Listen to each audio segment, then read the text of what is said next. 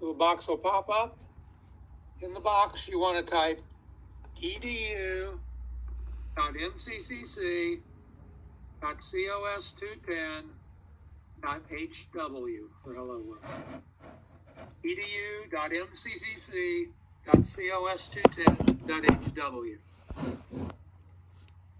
Hit finish.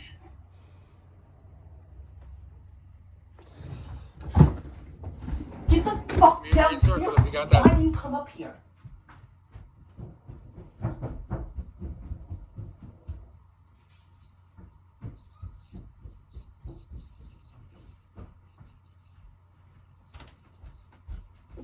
Now we're going to right click on the package name on the left.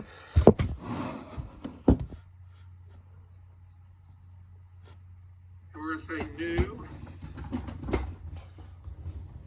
class.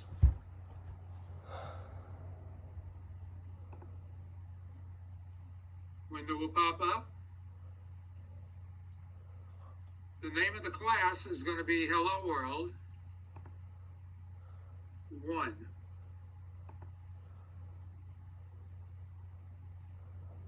And down here, there's a little box called Public Static Void Main String Array. Click that box so it will create that method for us. Hello World 1, and click that box, and then say Finish.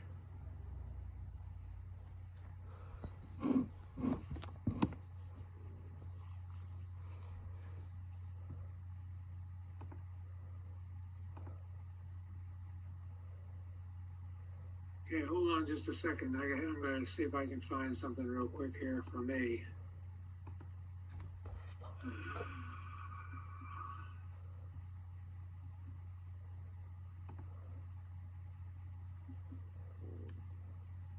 What I'm going to do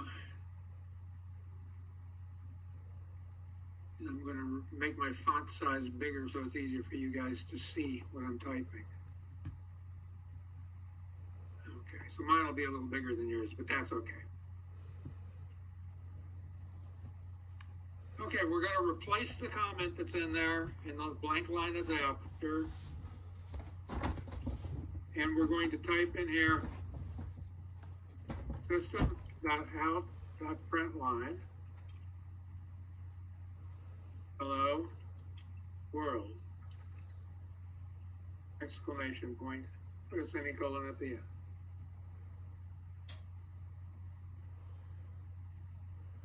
There's a little green arrow next to a cockroach up here. Little green arrow. Push that. It's going to bring up a window and say, do you need to save things? You're going to click Always Save and hit OK. You look down in the bottom window, our program ran and printed out Hello World. Okay, give me a green circle if you're a star and got all that stuff to work. Look at you people. This may be a world's record.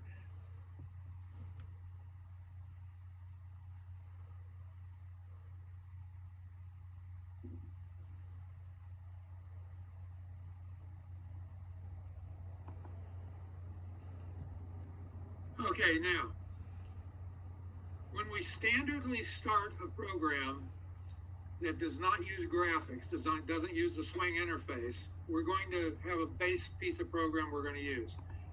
It's inspired by this, but it is not this. So go back to the package name, that's the edu thing, right click on it, say new class. The class name is going to be Hello World 2.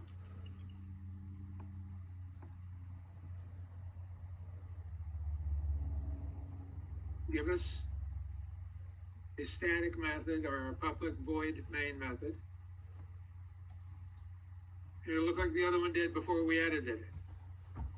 What we're going to do is we're going to replace this comment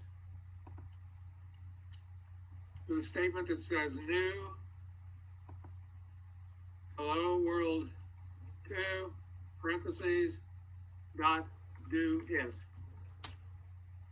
Notice I capitalize the I and try to do it. We'll use camel case. Notice I indented one position before the new. You'll see do it's underlined because there is no such method in here. So we can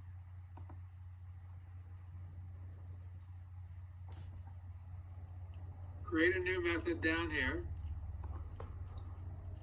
Private, void, do it. And in here, we're going to put our system.out.println.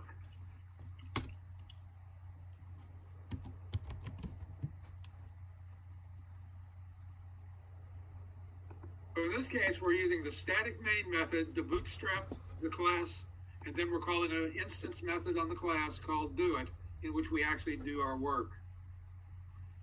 This would be the basis of any programs we write initially. Of course, we have to create the instance of whatever class we're working in, but we'll use a method name just called doIt, just to be standardized. If we hit the run button now, again, that's that green arrow, or it's a white arrow in a green circle. This will run and we'll get the same output.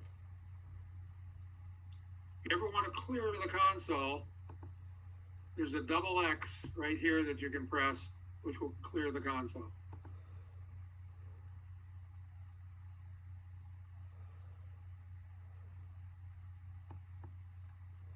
Okay, anybody have any questions about what we just did?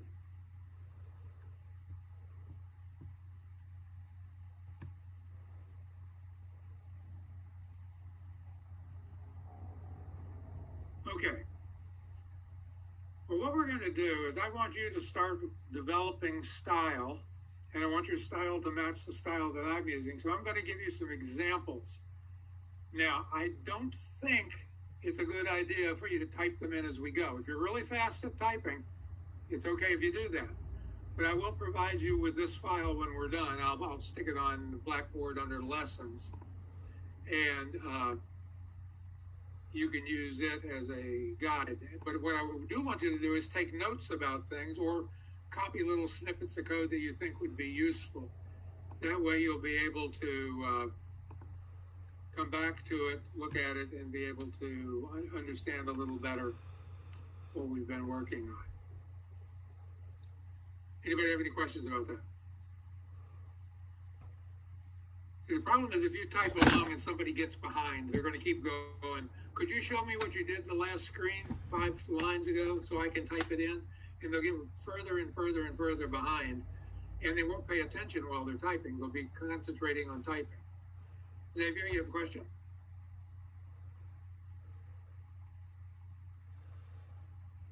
I'm not hearing you.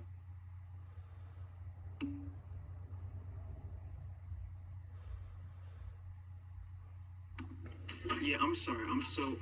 I typed everything in, and it's identical to what you have on your screen, but for some reason it's not executing. It's saying that the implicit superconstructor object is undefined.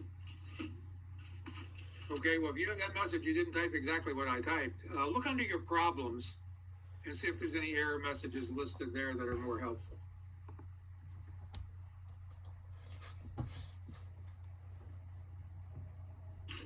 Yeah, it says the project. It says 2 errors. 1, the project cannot be built until path errors are resolved in an unbound class path JRE system library. Okay, that means it's not finding this. Which could mean where you gave it the wrong name for where this thing is installed. I can't help you with that right now, but we can talk about it later. You don't really need to be typing any other code right now.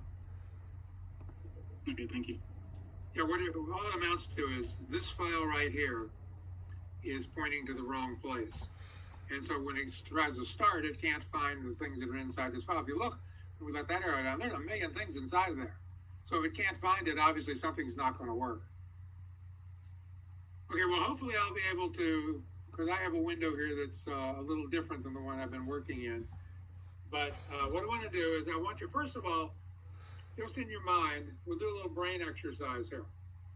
If the teacher had assigned us an assignment to print out all the numbers from 1 to 50, how would we write the code to do that?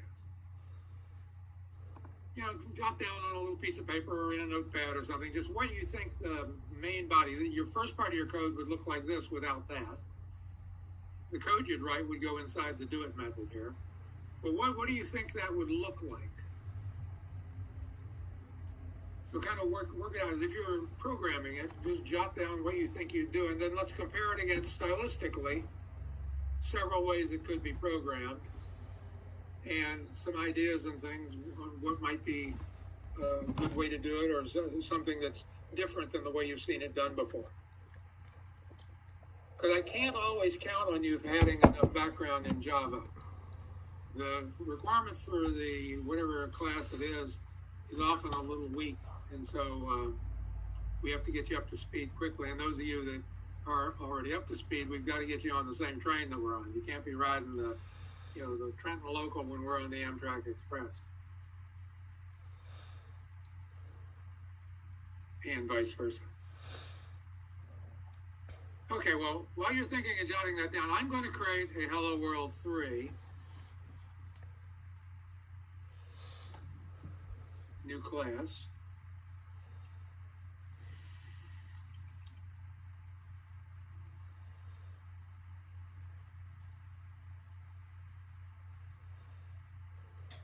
I'm actually going to shut down those first two.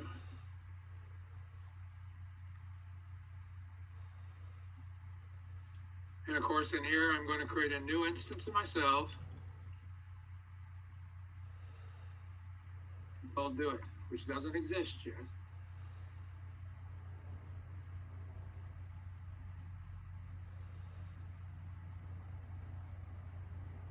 And in here, then I'm going to write some code to print out the numbers from 1 to 50.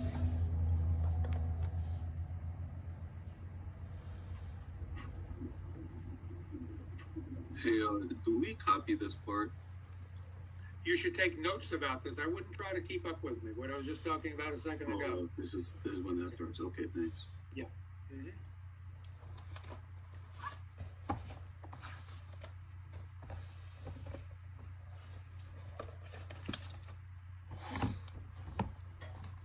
Okay, well, let's take one variant we might do. You might say integer v is equal to 1. Then put a while loop in. Well, v is less than or equal to 50. We want to do something. What is it we want to do? Well, we want to do a system.out. A print line. And we want to print v plus a space. And then we need to make sure that we bump v up.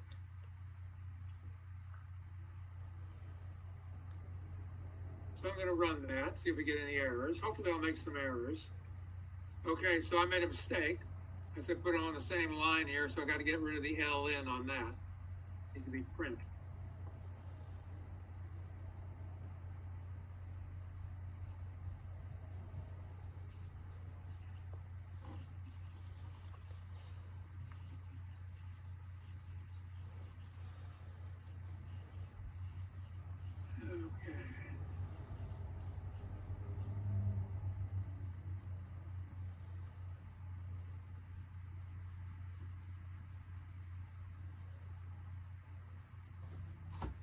Okay, so I have a bug, and now I have to determine whether or not the bug is actually in the code I wrote or if it's in the installation. And I actually, at this point, am not sure.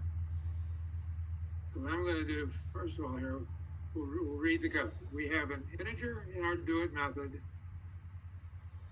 which is going to have a while loop. The while loop is going to check to see if v is less than or equal to 50. And if it is, it should print out the v plus a space.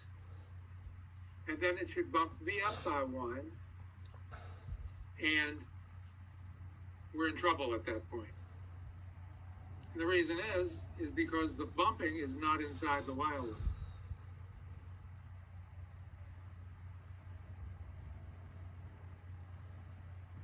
Now if we run our code,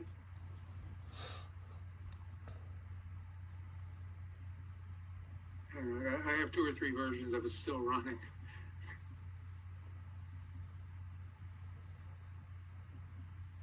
I forgot to clear my console.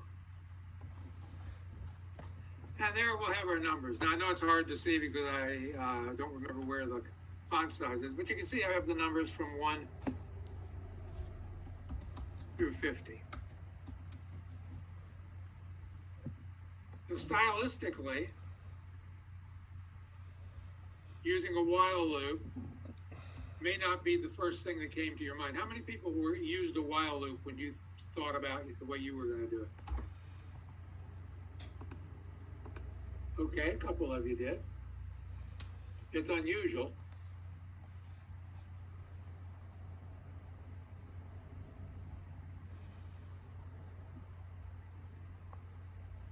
Okay, let's modify it slightly. Now that we've done that, print a new line. I'm just going to stick in here an actual new line. And let's do it a different way. Let's do it instead using a do while. So I'm going to have an integer called w this time, which is equal to 1. I'm going to do something. What am I going to do? I'm going to do a while w is less than or equal to 50. Of course, at the end, I'll put a printout.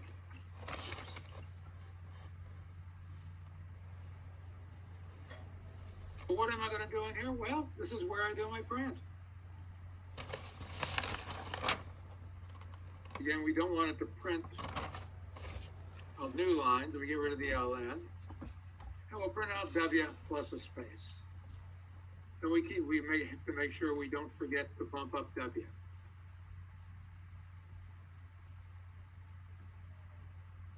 So let's run this. Second line looks like the first line, so we must have been successful. Now, how many of you, when you wrote your version, used a do while loop?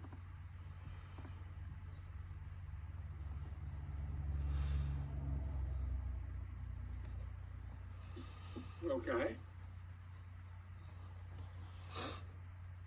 Now, these are very procedural ways of doing it. We're giving it very specific instructions. Let's change both of these so they only print out even numbers.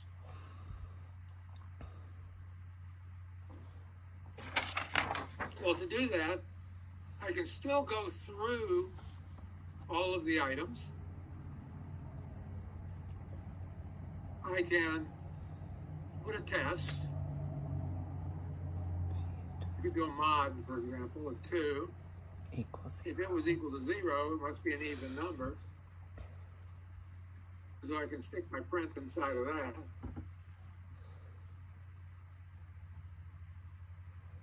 And if I run that, top row goes 2, 4, 6, 8 up through 50. Now, arguments could be made that says, well, what if we just put v equal to 2, and then when we bump v, we bump it by 2 every time? We lose flexibility with that. The flexibility we lose is that we have to remember, first of all, that this is the starting number. And second of all, when they come back to us and say we'd really rather see the odd numbers, well, this is very clearly an idiom that pulls out even numbers. We change that to a not. You see, we have 1 through 49 as odd numbers. Very, very little has to be changed. However, again, this is very procedural in that we're doing and telling it exactly how to go about giving us those numbers. Very different than a functional solution. So let's adjust the second one so it only does the odd numbers as well. We can use the same type of test. We can say, if in this case it's W mod,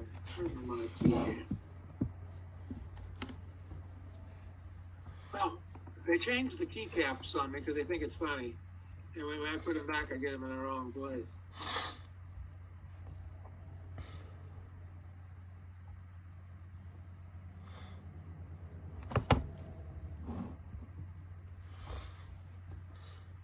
This has an error for what reason?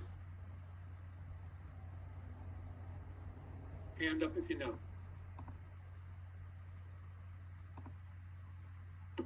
Trevor? It's not a Boolean. Right, it doesn't produce a Boolean. So in order to make it a Boolean, we have to let it derive an integer, make it be equal to 0, which will be a Boolean statement. Okay, if I run again, start at 2, go to 50. So they're both working. Let's do it a different way.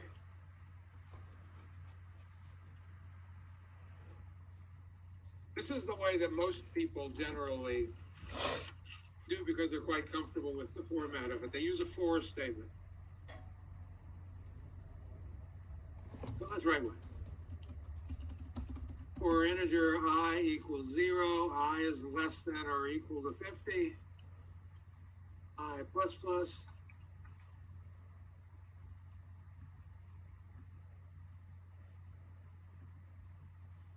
And here we know what we're going to do. We're going to have an if test, of course. Phi mod 2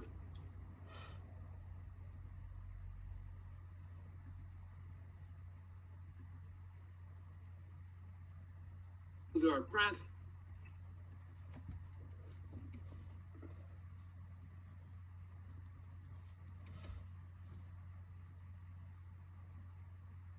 And we're going to print out I and a space.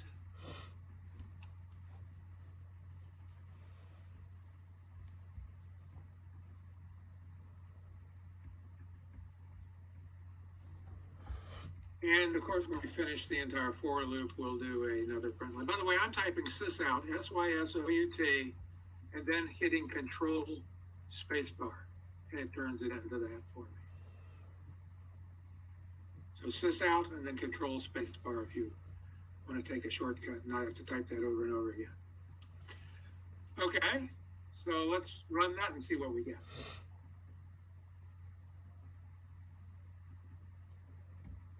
Uh-oh, this time we got a 0. So in this case, we have a little bit of an issue with what we're doing. Part of the issue is we don't want to start at 0. Typical for loop does, but it's perfectly okay to start at 1. Rerun. Now all three are doing the same thing. Again, it's a procedural way of telling it specifically what we want each step along the way to be. Again, we could take and instead of doing the if test,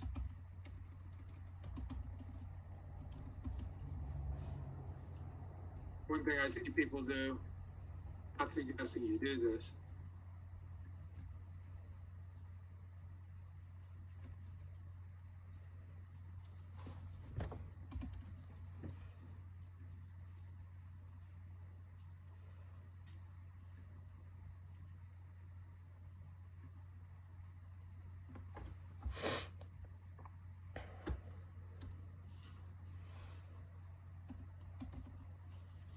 it's a little less distressing, but it's probably not as good of a solution as some of the other things we might do. Again, here you have to realize that the 2 is the starting number, and the bump of 2 here. So we want to do odd numbers. We can change this to a 1, but we leave the 2 alone. You got to make sure this isn't a plus plus, but you need to change it to either +1 or a plus plus if you're going to be doing all the numbers. So this is not as desirable. But now I'm doing this to give you some good examples of the formatting you must do. Notice around operators, there are spaces on both sides. Spaces on both sides. Spaces on both sides. Spaces on both sides. Notice that the curly brace always goes after a space on the same line as the keyword that opened it, and it closes immediately underneath. Nothing gives away an amateur more than seeing that on the next line. No spaces around this operator. curly braces are always paired with the opening keyword. There's always a space after a keyword. This is not a function call. So it shouldn't be while or for or something and then a parenthesis. If you do that, stop it. It's a bad habit. This is not a function call. This is a keyword. Function calls have no space.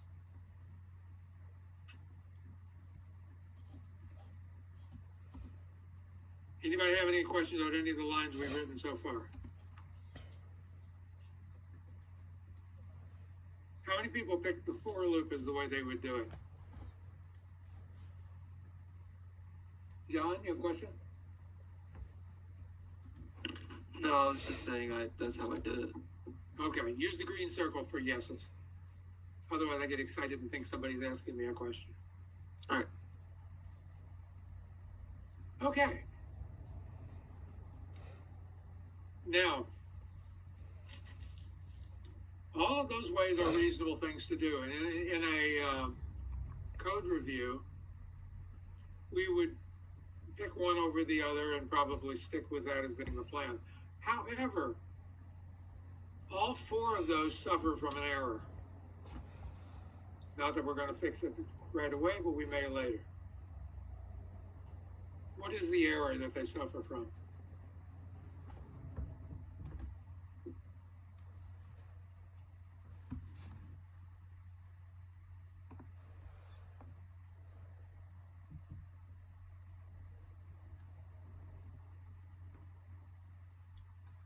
The spec said, print all the even numbers between 1 and 50 separated by a space on a single line.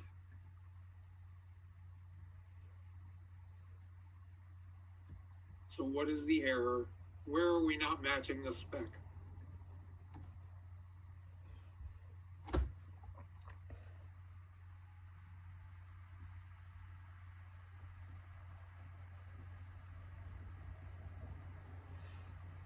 Let me give you a clue.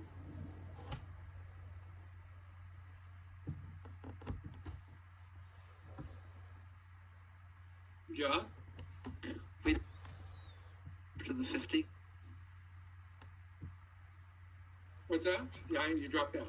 We don't want to have an extra space after 50.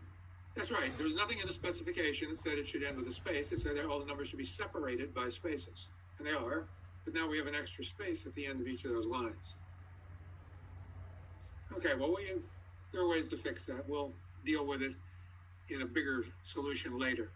Okay, let us move ahead here and try a different way of doing it. What's another option we have for doing this?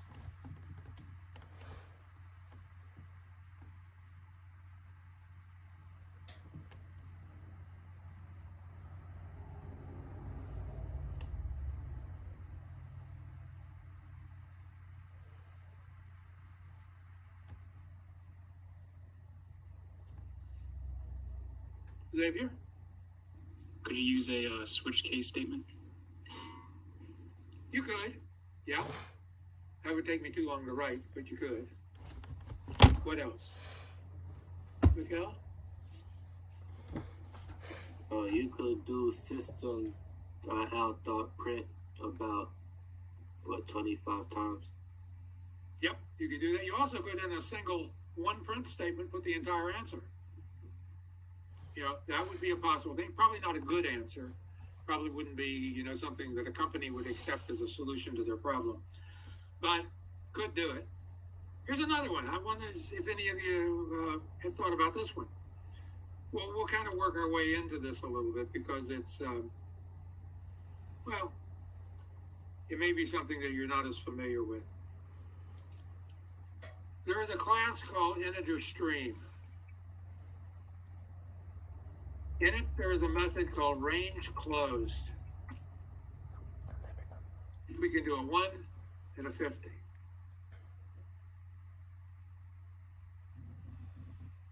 Now, I'm going to build this up so you'll have to this is where you should take some notes because all the existing versions won't be there when I give you a final version of this.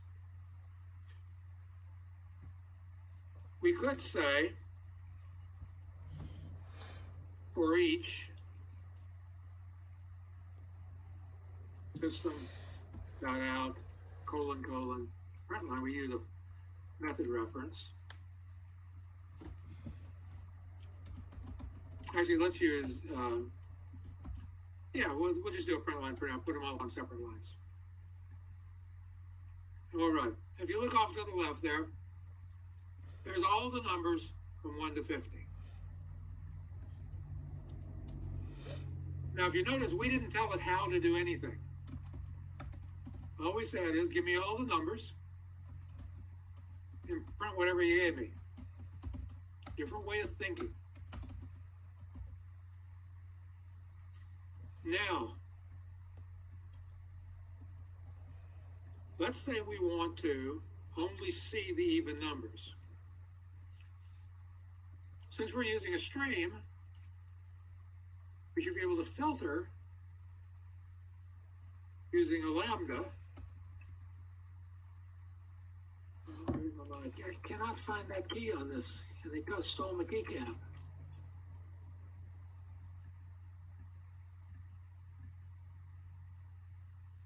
We'll run that again. Now, if you notice, we have the numbers 2 through 50 all printed out. Again, we didn't really tell it how to do the filtering. We just said, here's the rule. Only let things pass through this filter where the number we're looking at, mod 2, is equal to 0. Okay, well, this is starting to sound a little bit better. What we'd like to do, though, is get them all on one line. And the problem with that, anybody want to tell me what the problem's going to be?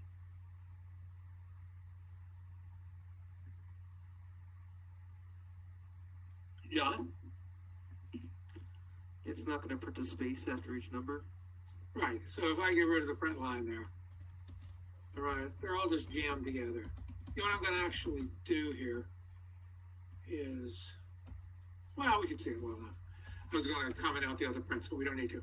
What I want to do is I want to get a space between each number. So to do that, what I really need to do is I need to, first of all, get my number in the form of a string so that I can pass it to print line along with a space. To do that, I can say, let's map the number we have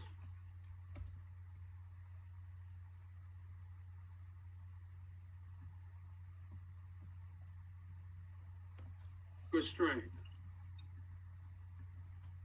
And add to that the trailing space. But I'm going to get an error if I do that, because at this point, the number we have is an integer, primitive integer, an int. We need it to be an integer class item. Normally Java will box it for us, so we can just go ahead and box the thing.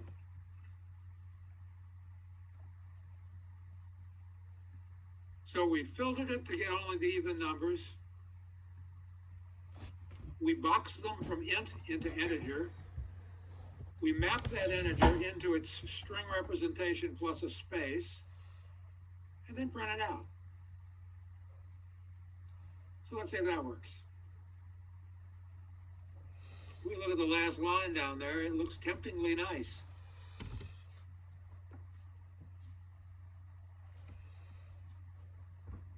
Now normally we would swing the semicolon down so it's right underneath the thing that opened it up, just for style purposes. Anybody do this form when they did the problem? This is what I would hope you would have done, with one extra little fancy business to it that you'll learn later. Okay, nobody yet, but you will. You'll get there soon. I'll put a blank line in there so we can look at some other things that we might do.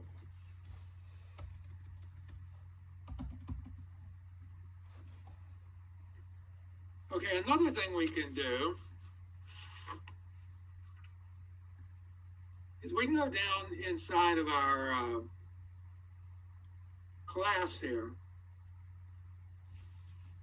and So we can actually write something for our filter to use. We can take and write an integer predicate. It is even. They could be equal to the lambda that did the test we want.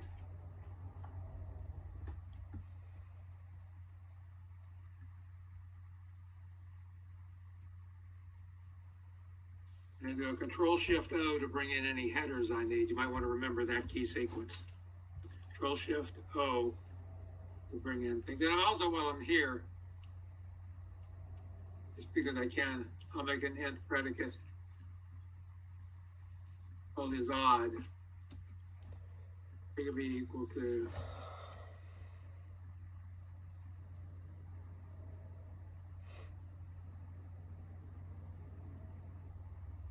or we could say equal to 1, or we could do it the other way, but let's try this one out. So what that means is, up in my original statement up there on my filter, right here, I can simply use that predicate as though it were an object. It's first class citizen in most Java, but beyond Java 8. So I should be able to say is even. Odd zippies or something, or whatever I was typing there.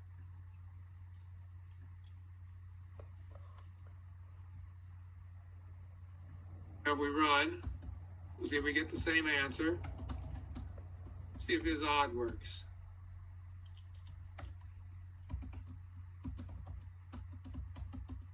And it starts at 1 and it goes up to 49, so that works as well. I'll put it back to even. I gotta go find my mouse. The cat just knocked it off.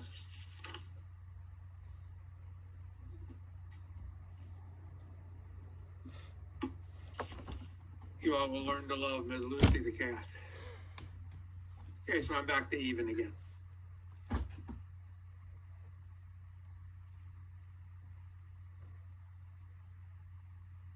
Okay, any questions about that particular chunk of code? Significant? I just wanted to ask, like, in stream is basically a class, right? Yes, it is. Okay, thanks. There's a thing called a stream in Java, which allows you to pull items through filters, through mappings, and ultimately into a terminal operation which could consolidate them, or in our case, do one thing for every object it receives. And IntStream is a specialization of that. It's specialized on primitive integers, which is where the case, the class, or the method range closed lives. Nicholas, you have a question? So I was just wondering, with the solution, the space is still after the 50, right? Like that's still a problem? Yes, it is. This is still a problem. All right. Absolutely. Okay, but here now what we're tending to do, we have one little issue because of Java messed up the idea between objects and primitives. So we have to stick that boxed keyword in there, which is a little bit telling it too much. But in any event, all we're doing here is we're saying, we don't care how you do it, but give us a bunch of numbers from 1 to 50. We don't care how you do it, but only pass through the ones that are even. Once you've done that, forget about the box because it's kind of a hack, but you have to do it. And map those things, those numbers we have, into a string concatenated with a space. And by the way, when you're done with that, just print out everything. So we didn't tell it how to do anything. We just told it what we needed to have done. Now let's write another variation of this.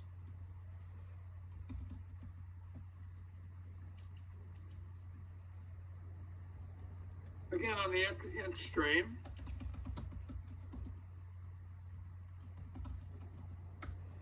let's use a method called iterate. Initially, it will have a value of 2.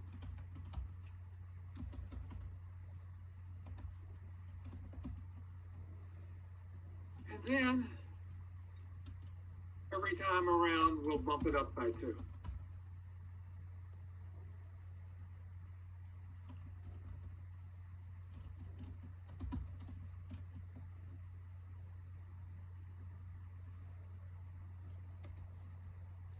And we'll need a semicolon to finish the iterate stream. Okay, now let's do something with it. First of all, one of the things I can do, I'm going to tab in one space. Always is a single tab. It's about 4 spaces long in the Eclipse. I'm going to do a for each, where I do the printout. Again, it's going to be a method reference. System.out is a class, colon, print line is a, or print is a method inside of that. And after this is over, I'll do my print line to put a new line at the end of all of it. Now, if I run this, there's a problem. I'm going to run it.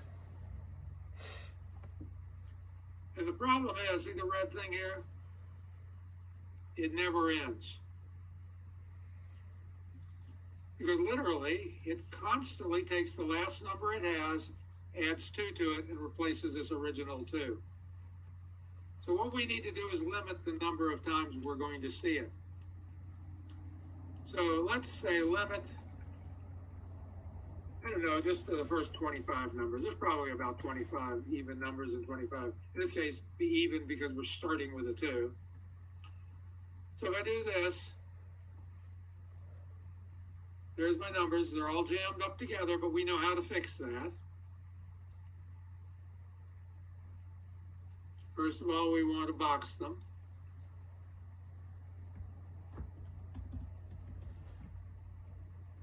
And we want to do a mapping for the thing that was passed in gets turned into a string.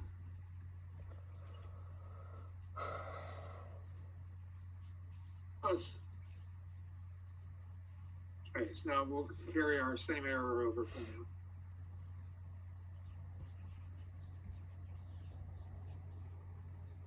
Yeah, let's see if that works. And in fact, it did.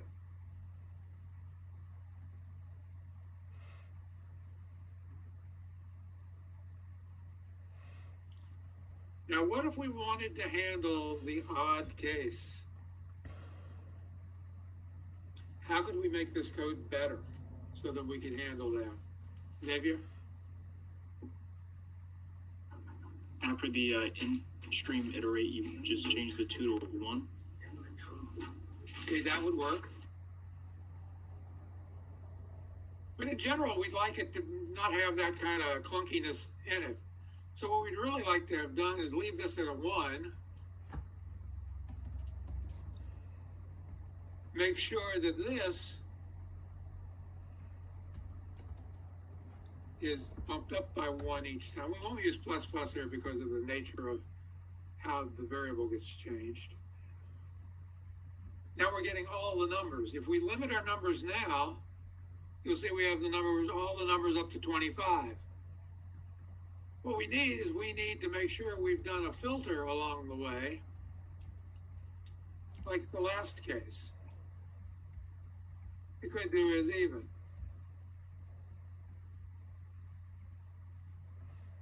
In which case now we've got back to our original problem, but now it'll be a simple matter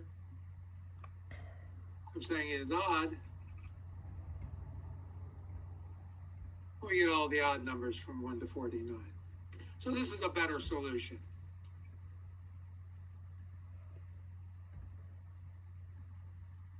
The problem with this in generate, we're able to set a bounds. There is just a range without it saying closed, which this number is not included. Sometimes you need that. But in our case, we needed all the numbers from 1 to 50, so we used ranged closed. Of all of the solutions here, this one right here is probably the best one so far, in terms of really specifying what we need. We still have the little bug we had here, but we won't worry about that at the moment. Since the spaces are fairly invisible, it shouldn't bother us too bad. Okay, any questions before we move ahead?